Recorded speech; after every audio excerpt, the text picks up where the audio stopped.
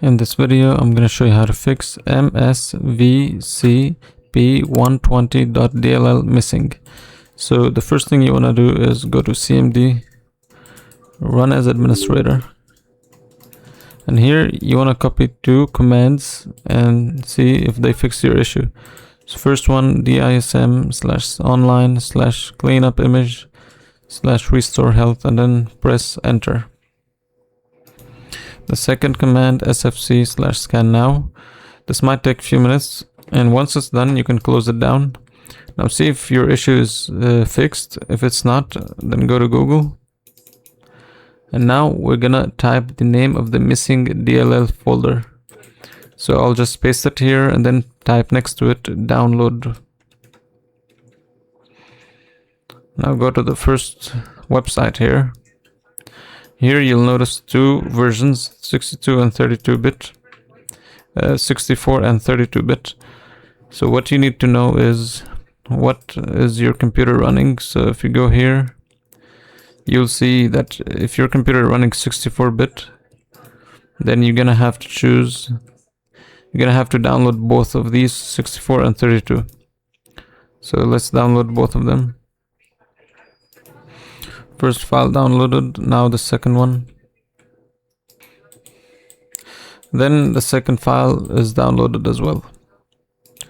So if you're running a 32-bit computer, then you only download a 32-bit. So now you can just close this and open the downloads folder. So here I'm going to label them as 64 and 32, just so I don't forget.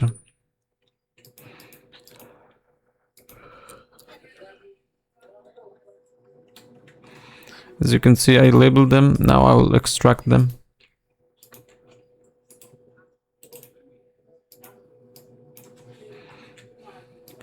Then you can place this folder here. Go to this PC and then go to C drive. Go to Windows. Then go to System 32. So inside of this folder, you need to place the 64-bit version, .dll, like drag it and drop it inside of this folder and then click replace.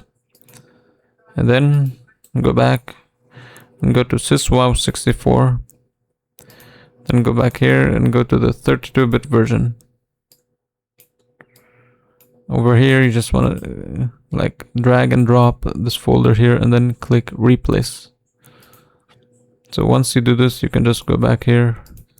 Now if you're using a 64-bit version computer, then you do what I just did. If you're using 32-bit, then all you have to do is drag what's inside this folder into System 32, and that's it. Now see if this fixes the error. If it doesn't, then go back again to Google and then type in Visual C++. And then go to the first website, download the latest version, and download both the 32-bit version and the 64-bit. Then run the installer for both of them. Click agree and then install. And then run the installer for this one as well, agree and install, and just run the installer normally. After you install it, you want to make sure you restart your computer, and hopefully this fixes the issue.